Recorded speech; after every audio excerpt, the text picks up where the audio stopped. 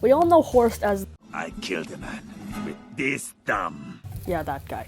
He's the German sous chef with a stiff frown who watches over the kitchen. A typical viewer may not bother with seeing further than that, but I'm not the typical viewer. I've collected numerous pictures and videos of Horst to help characterize him. First, a look at his past of doing time. What for? No one know for sure.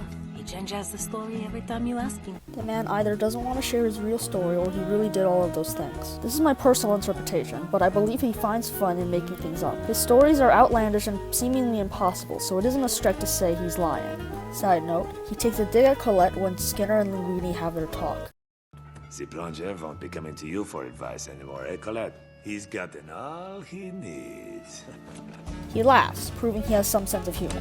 Despite lying about his offense, he probably did kill a man with his thumb. He uses it as a threat against Skinner, so it may be his most used and most true story. Previously, I addressed his past. Now, it's time for a look at the effects of being an ex-convict.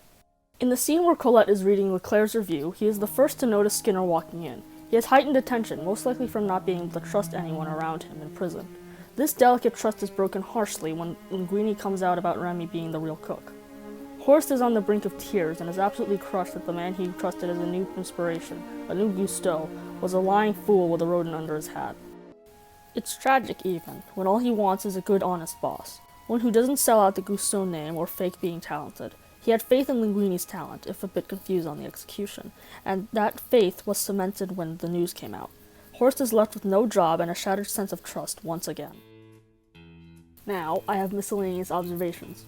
He's already outside when he finds Skinner peeking in on the kitchen. There's no reason for him to be out of the kitchen, for he is the sous chef, unless he knew Skinner would be snooping around. His assumption Skinner would come around reflects his observant nature and possible deep hatred of Skinner and his management. Or he may just be a smoker. Another small detail is when he's arguing with Colette about what to do about the special orders coming out wrong. We're talking about what to do right now. He's clearly very passionate about his job and maintaining a functioning kitchen. He shuts down Colette's jab and redirects the conversation back to their duties as chefs.